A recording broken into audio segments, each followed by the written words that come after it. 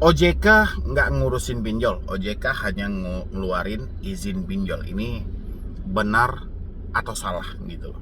Ya, silahkan isi di kolom komentar bagaimana menurut Anda sejauh ini gitu loh. Memang tadi pun saya juga sempat membahas atau membalas beberapa pertanyaan yang ada di snack video ya.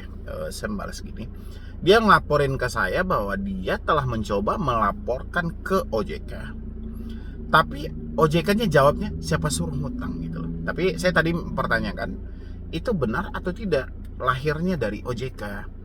Benar nggak Anda mengadunya ke link OJK? Benar nggak Anda melapornya ke email ataupun WhatsApp yang telah disediakan OJK? Karena itu bahasa siapa suruh ngutang, itu bahasa preman banget, bukan bahasa dari otoritas jasa keuangan. Biasanya OJK itu selalu menyampaikan silahkan diselesaikan secara internal, negosiasi, minta restrukturisasi, minta perpanjangan, minta keringanan bunga, bla bla segala macam. Tapi nggak pernah ada kata siapa suruh ngutang gitu loh. Ya, Anda kalau nggak percaya silahkan masuk ke snack video saya. Tadi ada yang bertanya itu. Saya pengen lah buktinya. Anda ngirim ke email mana sih? Iya, kayak apa sih jawabannya? Saya pengen tahu. Nggak mungkin dong OJK via telepon kan, udah pasti itu via WhatsApp atau via email. Ya udah pasti dong, yang jelas pesannya tertulis. Saya pengen dong buktinya gitu, karena nggak nyangka juga kalau memang iya benar OJK ngomongin kayak gitu. Ya berarti isinya orang pasar semua gitu loh. Tapi rasa saya agak kuat insting saya itu nggak terjadi gitu ya. Biasanya selesaikan secara internal itu memang banyak ya.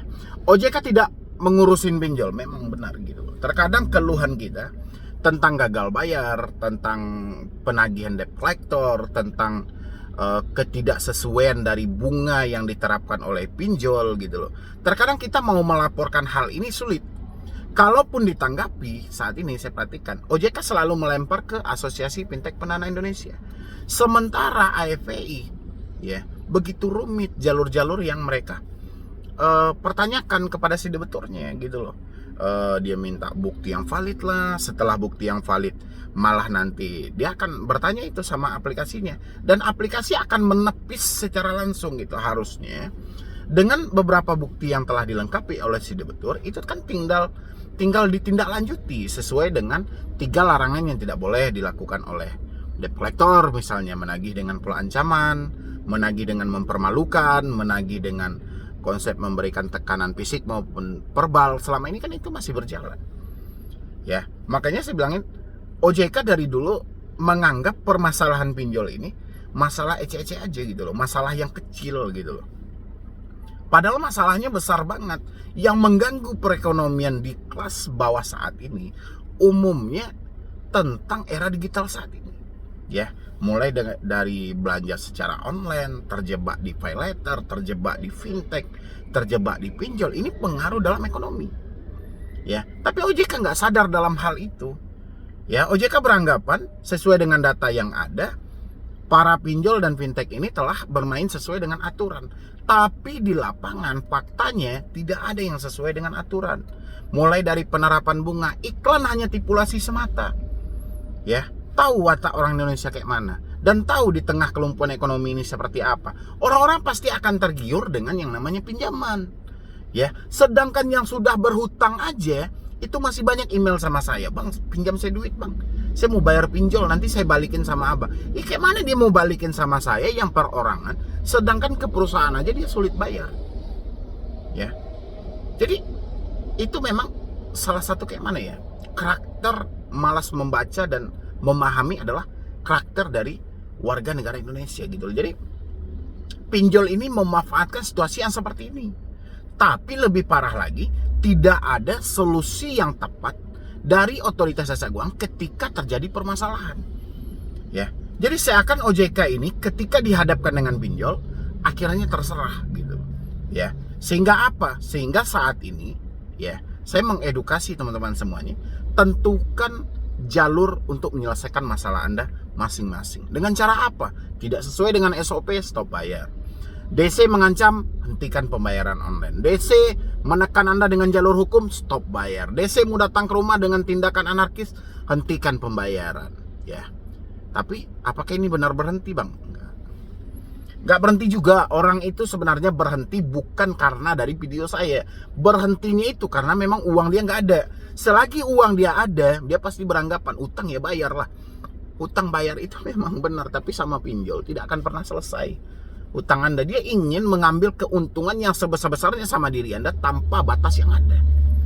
Ya, silakan, berapa banyak yang sudah kena tipu dari pinjol, yang jujur-jujur lah, jujur dalam pembayaran tapi pembayaran tidak masuk. Telah melunasi tapi tidak lunas. Telah mencicil tapi tidak berkurang. Isi di kolom komentar. Dan pinjol mana aja. Banyak gitu loh. Belum lagi orang-orang yang memperpanjang. Ya, mencicil dengan konsep apa saya juga nggak tahu, nggak ada ngaruhnya dengan hutang gitu loh.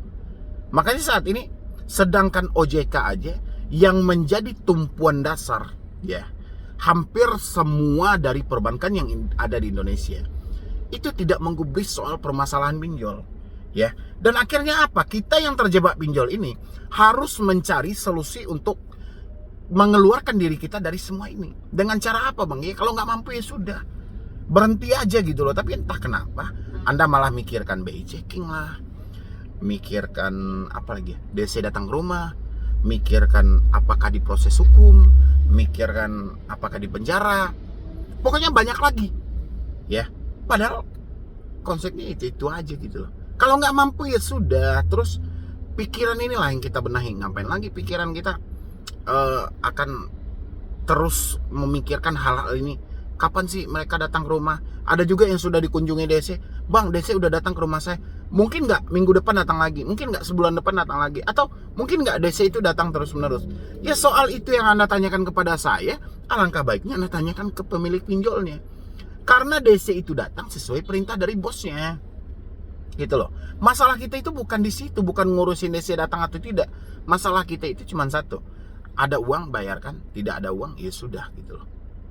Ya. Jadi jangan tambah-tambah lagi beban. Makanya saya bilangin judulnya hari ini tepat nih. OJK nggak ngurusin soal masalah pinjol.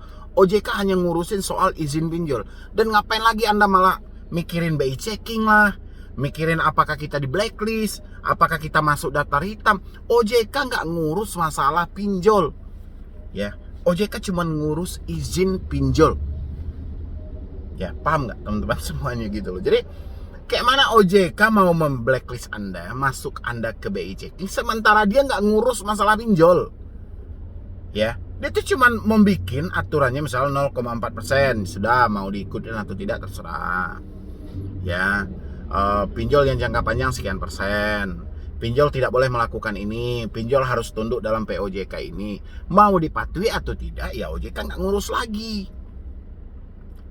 Ya, makanya saya bilangin saat ini, ambil dan tentukan keputusan yang terbaik untuk menghadapi masalah Anda.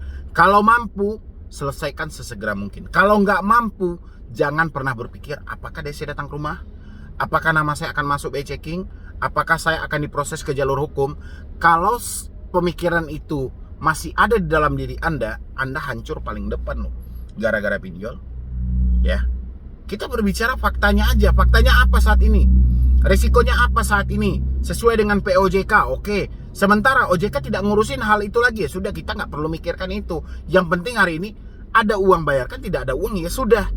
Ya, tinggal yang paling terparah ini mengkondisikan pemikiran kita. Karena menjelang akhir tahun, serangan untuk diri kita dari debt collector ini cukup luar biasa banget. Ya, pasti akan bertubi-tubi dengan pola-pola yang berbeda. Kenapa? Karena dia mau ngejar target untuk penutupan buku akhir tahun.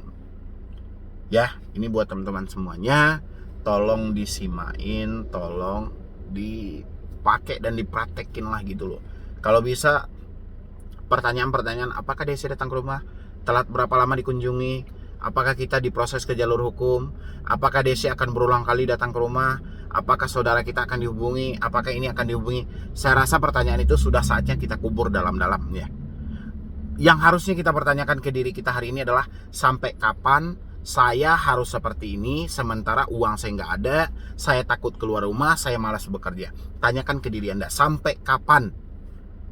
Ya, kalau sampai hari ini ketika Anda menonton video, berarti esok hari Anda sudah mulai beraktivitas tanpa ada lagi pertanyaan-pertanyaan yang seperti saya sampaikan tadi, ya, tidak ada lagi dalam pemikiran Anda. Oke?